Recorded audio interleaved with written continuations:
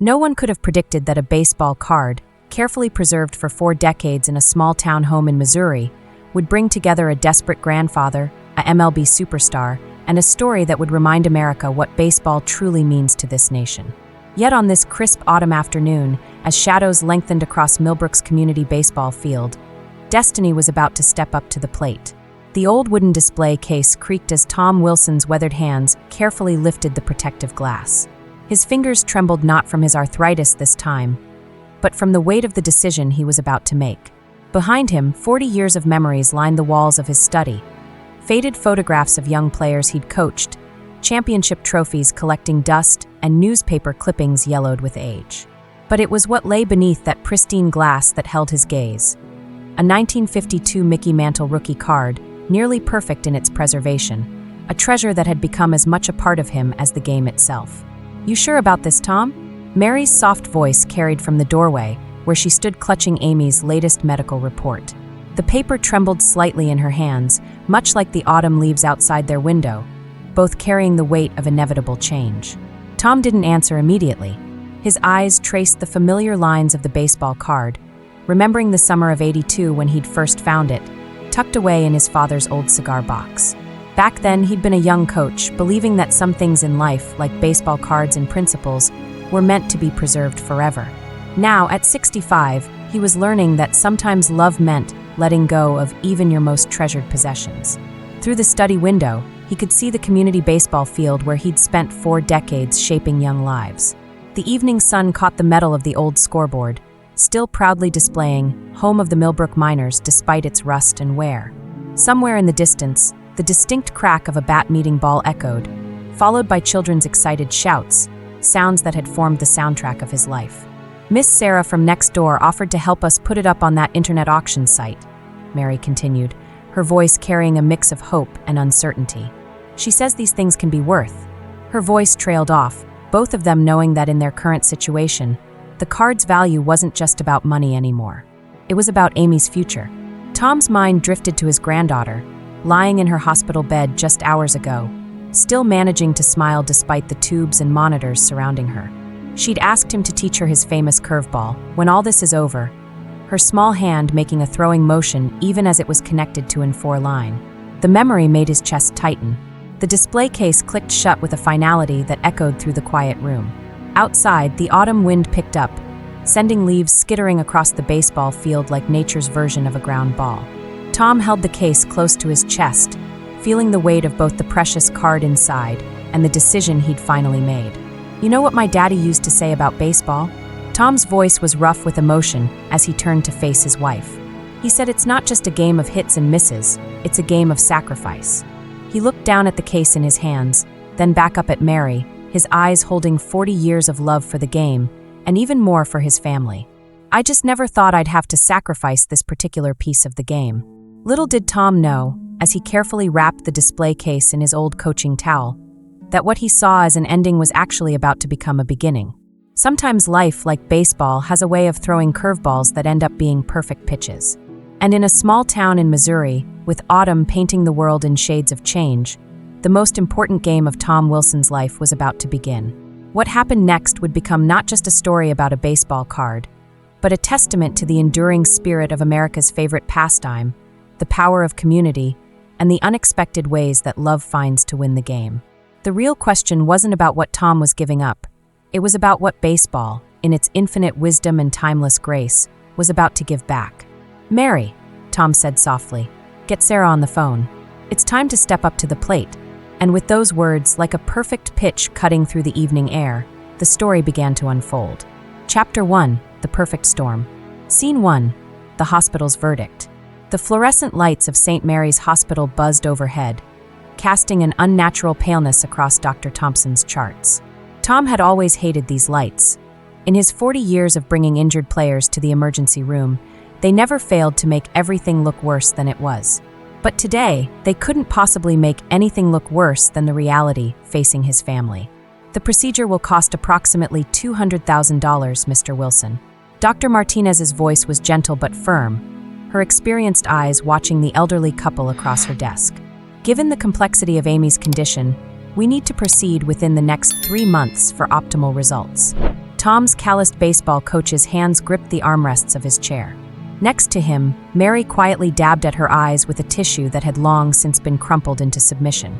Through the office window, they could see Amy in the children's ward, propped up in her bed, determinedly practicing her pitching motion with her good arm despite the 4 lines. "She's got a fighter's spirit," Tom said, his voice rough with emotion. "Just like her grandmother." He reached over and squeezed Mary's hand, feeling the familiar warmth that had steadied him through 4 decades of victories and losses, both on and off the field. Dr. Martinez smiled softly. "She certainly does. Just yesterday, she was telling me about her plans to make the junior league team next spring." The doctor's expression grew serious again. But without this surgery, the words hung in the air, heavier than any championship trophy Tom had ever lifted. The autumn sunset painted Millbrook's streets in shades of orange and red as Tom's old Ford pickup wound its way through familiar neighborhoods. Every turn brought another memory. The corner store where his players would buy bubblegum cards, the park where Amy had first learned to catch, the community center where he'd held winter training sessions for kids who couldn't afford private coaching. "We could sell the house," Mary said quietly, breaking the heavy silence. They both knew it wasn't a real solution. Their modest home of 30 years would barely cover a quarter of the needed amount. Tom's grip tightened on the steering wheel as they approached the community baseball field. The evening practice was in full swing, and the familiar sounds of bat meeting ball, of young voices calling plays, of coaches shouting encouragement, it all hit him like a fastball to the chest. He slowed the truck to a stop, watching a young pitcher on the mound who couldn't have been much older than Amy. The kid's form was all wrong, elbow too low, stride too long. In any other moment, Tom would have been itching to hop out and offer some friendly coaching advice. Instead, he found himself thinking about the pristine Mickey Mantle rookie card sitting in his study at home. "Tom," Mary's voice brought him back to the present. "You're thinking about the card, aren't you?" He nodded slowly. "Remember when I found it? Summer of '82. Dad had just passed, and we were clearing out his house." His voice grew distant with memory. It was in his old cigar box, wrapped in this ridiculous handkerchief he used to wear to church. Their house was quiet when they returned, save for the gentle ticking of the old baseball-themed clock Amy had given Tom for his last birthday. He made his way to the study, each step feeling heavier than the last. The room was a time capsule of America's pastime. Shelves lined with team photos, each marking a different year, a different group of young lives he'd touched. Trophies that had once seemed so important now gathered dust in their corners. Newspaper clippings. Coach Wilson leads Miners to state finals. Local coach celebrates 500th win. Wilson's Warriors, 40 years of building dreams, had faded to sepia tones. But it was the small display case on his desk that drew his attention now. The 1952 Mickey Mantle rookie card gleamed under the glass, pristine as the day his father had acquired it. Tom had once researched its value out of curiosity. Even then, it had been worth a small fortune. Now, with the card market soaring, his hands trembled as he reached for the case. Behind him, Mary appeared in the doorway, holding something. It was Amy's first baseball glove, the tiny leather mitt she'd insisted on sleeping with for an entire summer. "She was so small," Mary whispered, running her fingers over the worn leather. "Remember how you had to oil it every night because she was afraid it would get too stiff?" Tom's vision blurred as he looked at the display case in his hands, then at the glove in Mary's. The weight of 40 years of collecting, of preserving, of passing on the love of the game, it all seemed to crystallize in this moment. The old wall clock ticked steadily, marking time like an umpire counting down the final moments of a crucial game.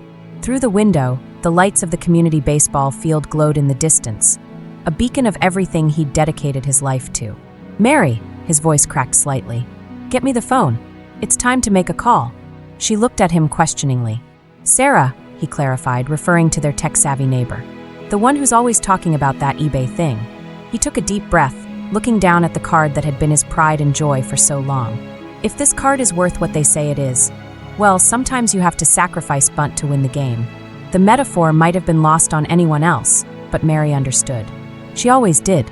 As she left to get the phone, Tom carefully lifted the glass case, his weathered coach's fingers trembling slightly as they brushed across the surface that protected more than just a baseball card. It protected a piece of his heart. But then he thought of Amy in that hospital bed, still practicing her pitching motion, still dreaming of making the junior league. Some things, he realized, were worth more than even the most precious pieces of baseball history. The real game was just beginning, and for the first time in his coaching career, Tom Wilson was playing for something much bigger than a championship trophy. Tom Wilson had faced down countless challenges in his coaching career, rain-soaked championships, last-inning comebacks, even an angry mother who thought her son deserved more playing time. But nothing had prepared him for the opponent he now faced, a gleaming laptop screen that seemed to mock his every move. "Okay, so first we need to create an eBay account," Sarah Chin said, her young fingers flying across the keyboard with the same fluid grace Tom once showed in demonstrating a perfect curveball. Their neighbor, a 25-year-old software engineer, had come over right after her workday at the tech startup downtown. "Don't worry, Mr. Wilson, we'll take it step by step." Tom sat in his old leather chair, feeling more out of place than a softball player at a baseball convention. Mary hovered nearby, notepad in hand, determined to learn the process for future reference. "Now we need a strong password," Sarah continued. "Something you can remember but others can't guess. How about Mickey Mantle 1952? Tom suggested. Sarah suppressed a smile. "Maybe something less baseball card related? We don't want to give any hints about what we're selling." The process continued like a slow-motion replay, creating security questions, linking a bank account, verifying an email address. Each step made Tom's head spin more than any curveball he'd ever thrown. "And now," Sarah said after what felt like extra innings, "we need to photograph the card." The early evening sun slanted through the study windows as Sarah set up her professional camera equipment. She had insisted on proper lighting and angles. "Details matter in the collector's market," she'd explained. "Be careful," Tom cautioned for the third time as Sarah gently lifted the display case. His hands twitched with the instinct to reach out and protect the precious card. "Trust me, Mr. Wilson. I handle delicate computer components worth thousands every day." She paused, adjusting her camera. "Though I have to admit, none of them carry quite as much history as this." The photography session turned into an impromptu history lesson as Tom shared stories behind each angle of the card. How Mickey Mantle's stance had influenced generations of switch hitters. How the card's color saturation was particularly vivid for its era. How his father had obtained it through a trade with a Korean War buddy. "It's not just cardboard and ink," Tom said softly, watching Sarah's camera flash capture each detail. It's America," Mary finished for him, squeezing his shoulder. One little piece at a time. The listing had been live for less than an hour when the first message arrived. The sharp ping from the laptop made Tom jump in his chair. "That was fast," Sarah remarked, leaning in to read the message. Her expression shifted subtly, like a pitcher noticing a batter's tell. "What is it?" Mary asked, sensing the change in atmosphere. "Someone's offering to buy the card immediately, for more than our asking price." Sarah's fingers drummed thoughtfully on the desk. "In cash. They want to meet in person." Tom's face brightened. "Well, that's good news, isn't it? We could have the money for Amy's surgery by tomorrow." But Sarah was already shaking her head. "Mr. Wilson, in the tech world, we have a saying, if something seems too good to be true, it usually is," Mary finished, her face clouding with concern. The message on the screen seemed to pulse with urgency. "Dear seller, extremely interested in your Mickey Mantle card. Will pay $250,000 cash, $50,000 above asking. Need to complete sale immediately for private collection. Can meet tonight with cash in hand. Please respond ASAP. Johnny Collector 52. Look at that," Tom said, pointing at the screen. $50,000 more than we asked. This could cover Amy's surgery and the post-op care too." Sarah bit her lip. "Mr. Wilson, legitimate buyers don't usually," but Tom was already reaching for his phone. "I'll just hear what he has to say. No harm in that, right?" The next hour passed in a blur of text messages and rapidly escalating promises. The buyer was insistent, persuasive, seemingly legitimate with his baseball knowledge and collecting history.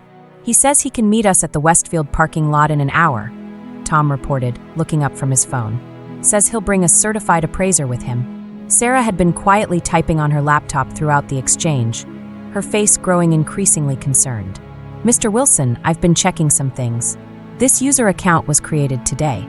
And that parking lot, it's not well lit, and the security cameras have been out of order for weeks. But he knows so much about baseball, about collecting.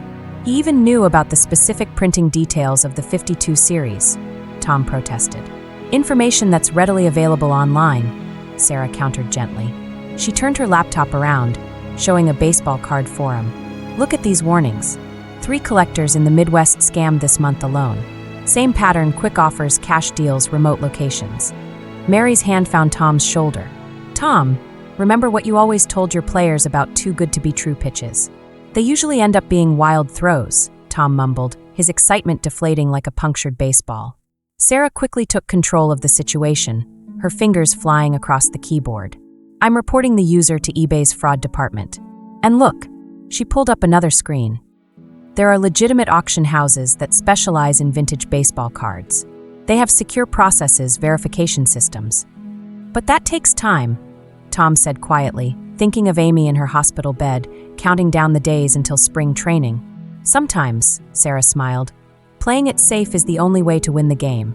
Later that night, after Sarah had left with promises to help set up a proper auction listing the next day, Tom sat in his study, the Mickey Mantle card gleaming under its glass case. You know what this reminded me of? Mary said, bringing him a cup of coffee. That championship game in '95, when that scout promised Tommy Chin a spot in the minors if he'd throw the game. Tom nodded, remembering. Tommy came to me so excited about the offer. Said his family needed the money. And you told him that the right way might be longer, might be harder, Tom finished. But it's the only way that lets you sleep at night. He picked up his phone, looking at the last message from the would-be buyer, still promising riches and quick resolution. With a decisive click, he blocked the number. Sarah's coming back tomorrow? He asked Mary. She nodded, bright and early. Says she knows someone at Heritage Auctions who specializes in vintage cards. Tom took a sip of his coffee, gazing out at the now-dark baseball field in the distance. The scam attempt had shaken him, but it had also reminded him of something important. In baseball, as in life, there are no real shortcuts. Every perfect game is built on patience, precision, and playing by the rules. As if to emphasize the point, a notification popped up on his phone. A message from the hospital reminding them of Amy's checkup tomorrow. The path ahead might be longer than he'd hoped, but at least it would be the right one. You always said baseball was a game of inches, Mary reminded him softly. Maybe this is too. Tom nodded, his resolve strengthening like a well-worn glove. They'd find a way to make this work the right way. After all, that's what he'd been teaching his players for 40 years. The real game was just beginning. The baseball card collecting community was like a small town. News traveled fast, especially when it involved a gem like a near-mint 1952 Mickey Mantle rookie card. Within days of Sarah posting the properly authenticated listing, baseball forums and collecting sites were buzzing with excitement. Ballcardcentral.com has picked up the story, Sarah announced one morning, her laptop open on the Wilsons' kitchen table. The aroma of Mary's coffee mingled with the early morning air drifting through the window. They're calling it the Missouri Mantle. Apparently, it's one of the best preserved examples they've seen. Tom leaned over her shoulder, squinting at the screen. The professional photographs she'd taken captured every detail of his treasured card, now being discussed by collectors worldwide. The comment section was filled with speculation and excitement. Authentic 52 Mantle in this condition? Could be a record breaker. Look at those corners, absolutely pristine. Anyone know the story behind this piece? 3 states away, in a luxurious Chicago penthouse overlooking Lake Michigan, Mike Rodriguez scrolled through his phone during his morning workout. The 35-year-old MLB star, known as much for his philanthropic work as his batting average, paused mid-stretch when a particular headline caught his eye. "Hey, Jules," he called to his personal assistant. "Pull up everything you can find about a Mickey Mantle card being sold in Missouri. Something about a coach." As Jules read out the details, Mike's expression shifted from curiosity to intense focus. The name Tom Wilson triggered a memory from his youth baseball days. Stories of a dedicated small-town coach who'd shaped generations of players. "There's more," Jules continued. Local news picked up the story. The card's being sold to fund heart surgery for the owner's granddaughter. Mike sat down heavily on his exercise bench, memories flooding back. His own sister, Maria, had been born with a similar condition. She hadn't made it to her 10th birthday. The thought of another family facing that battle, combined with his deep connection to baseball. "Cancel my meetings for tomorrow," he said suddenly, "and get the jet ready. We're going to Missouri." The doorbell rang at the Wilson house just as Tom was explaining to Amy, via FaceTime, why he couldn't make it to her physical therapy session that afternoon. He had a scheduled call with an auction house representative. "I'll take you to the batting cages twice next week to make up for it, sweetheart," he promised, his heart aching at her brave smile. Mary's voice called from the front door, an unusual note of excitement in her tone. "Tom, you need to come here. Right now." He found her in the doorway, standing alongside a tall figure whose face was instantly recognizable to anyone who'd watched baseball in the last decade. Mike Rodriguez, 7-time All-Star and 3-time World Series champion, was standing on his porch, dressed casually in jeans and a polo shirt. "Coach Wilson." Mike's voice was warm, respectful. "I hope you don't mind the surprise visit. I've been wanting to meet you for a long time." Tom stood speechless, his coach's instincts automatically noting the perfect athletic stance, the way the younger man carried himself. Mary gently nudged him. "Oh, yes, please come in," Tom managed. "Though I have to admit, I'm a bit confused." They settled in Tom's study, where Mike's eyes immediately went to the display case containing the mantle card. But instead of examining the card, he picked up a different photo from Tom's desk, a team picture from the mid-90s. "You coached Marcus Williams," Mike said softly. "He was my first batting coach in the minors. Used to talk about you all the time. The coach who believed in him when nobody else did." The afternoon unfolded like a perfect 9 innings. Mike shared stories of how Marcus had shaped his early career, teaching him not just about batting, but about character and perseverance. Tom's eyes misted over as he learned how his lessons had rippled outward, touching lives he'd never even met. "But that's not the only reason I'm here," Mike said finally, his expression growing serious. "I saw the listing for the mantle card, and I heard about Amy." The mood in the room shifted, like clouds passing over a sunny field. Tom's hands tightened on his armrests. "My sister Maria," Mike continued, his voice soft but steady. "She had the same condition as Amy. Back then, we couldn't afford the surgery." He paused, collecting himself. "She loved baseball too. Used to practice pitching from her hospital bed with rolled-up socks." Mary quietly wiped her eyes. Tom found himself unable to speak. "Coach," Mike leaned forward, his expression intense. "Let me help. Not as a baseball player, not as a celebrity, but as someone who knows exactly what your family is going through." "We couldn't possibly," Tom began. "You already have," Mike interrupted. "Through Marcus, through every player you've coached, through the love of the game you've passed on. You've been giving to baseball for 40 years. Maybe it's time baseball gave something back."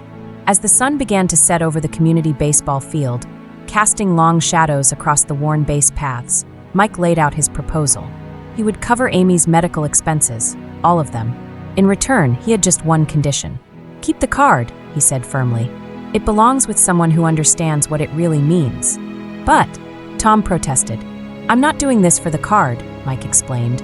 "I'm doing it because 15 years ago, a coach you trained taught me that baseball isn't just about what happens on the field, it's about the people we become through the game." He pulled out his phone, showing them a text from the hospital. "I've already spoken with Dr. Martinez. Everything's arranged. Amy can have her surgery next week." Mary began to sob quietly. Tom sat in stunned silence, looking at the mantle card that had nearly become his sacrifice bunt, now transformed into something entirely different. A symbol of baseball's eternal ability to bring people together, to bridge generations, to heal. "There's one more thing," Mike added, a smile playing at his corners of his mouth. "How would Amy like to throw out the first pitch at next season's opener? Once she's fully recovered, of course." Outside, the lights of the community baseball field flickered on, as they had every evening for decades. But tonight, they seemed to shine a little brighter, like stars aligning for a perfect play that had been 40 years in the making. Tom finally found his voice. "You know," he said, looking at the card that had started it all, "my father used to say that baseball has a way of making miracles happen." "No, Coach," Mike replied, standing to shake Tom's hand. "It's not the baseball that makes miracles. It's the people who love it." Through the window, they could see kids gathering for evening practice on the community field, their young voices carrying on the breeze, the next generation of players keeping the game alive, just as Tom had done all these years. The perfect game was still in progress, and it was more beautiful than any of them could have imagined. 3 months after Amy's successful surgery, the community baseball field bloomed with new life. The morning sun cast long shadows across freshly chalked base lines, and the smell of cut grass mixed with the leather and pine tar scents that had always meant baseball to Tom Wilson. "Keep that elbow up, Joey." Tom's familiar coaching voice carried across the diamond. He stood on the pitcher's mound, now surrounded by a dozen young players, including a beaming Amy in her brand new Millbrook Miners uniform. The back of her jersey proudly displayed Wilson 2.0, her own choice. "Show them your curveball, Amy," Tom encouraged, tossing her the ball. His granddaughter's eyes sparkled as she took the mound, her surgical scar barely visible beneath her collar. Her form was perfect, elbow high, stride strong, just as he'd taught her during their FaceTime coaching sessions during her recovery. The ball left her hand in a beautiful arc, dropping just as it reached home plate. The young batter swung and missed, his eyes wide with surprise. "That's my girl," Mary called from the bleachers, where she sat with her iPad, recording the practice for Mike Rodriguez, who had become a regular virtual visitor to their training sessions. Back in Tom's study, things had changed. The old display case still held the Mickey Mantle card, but it was no longer alone. Alongside it stood a new photograph, Amy in her hospital bed, grinning broadly as she held up a baseball signed by the entire Cardinals roster, a gift from Mike. Next to that was a framed Sports Illustrated article titled, "The Card That Saved a Life, Baseball's Perfect Game." But it was the newest edition that held pride of place, a simple handmade card from Amy's art class. On it, she had drawn herself and her grandfather on a baseball diamond, surrounded by stars. Inside, in careful third-grade handwriting, it read, "To the best coach ever. Love, your rookie." Sarah Chun, who had become a regular visitor to the Wilson household, paused in the doorway. "The website's ready, Mr. Wilson." Tom nodded, moving to his desk where his laptop, no longer an intimidating stranger, displayed the homepage of Wilson's Warriors Youth Baseball Foundation. The site, built by Sarah, featured photos of the community field and stories of young players whose lives had been touched by baseball. The stands were packed for the first annual Wilson Warriors charity game. Kids from all over the county had come to play, many wearing shirts with both their numbers and their favorite baseball card values printed on the back. A playful touch, Mike had suggested. "Ladies and gentlemen," the announcer's voice boomed across the field, "please welcome our very special guest pitcher for today's ceremonial first pitch, Amy Wilson." The crowd erupted as Amy walked to the mound, her grandfather by her side. Tom couldn't help but notice how straight she stood, how confidently she carried herself, not just recovered, but stronger than ever. In the front row, Mary wiped happy tears from her eyes. Beside her sat Dr. Martinez, who had traded her white coat for a miner's cap, and Sarah, whose tech company had become one of the foundation's first corporate sponsors. Mike Rodriguez stood at home plate, bat at the ready, having flown in specially for the event. He gave Amy an exaggerated stance, drawing laughs from the crowd. "Remember what I taught you?"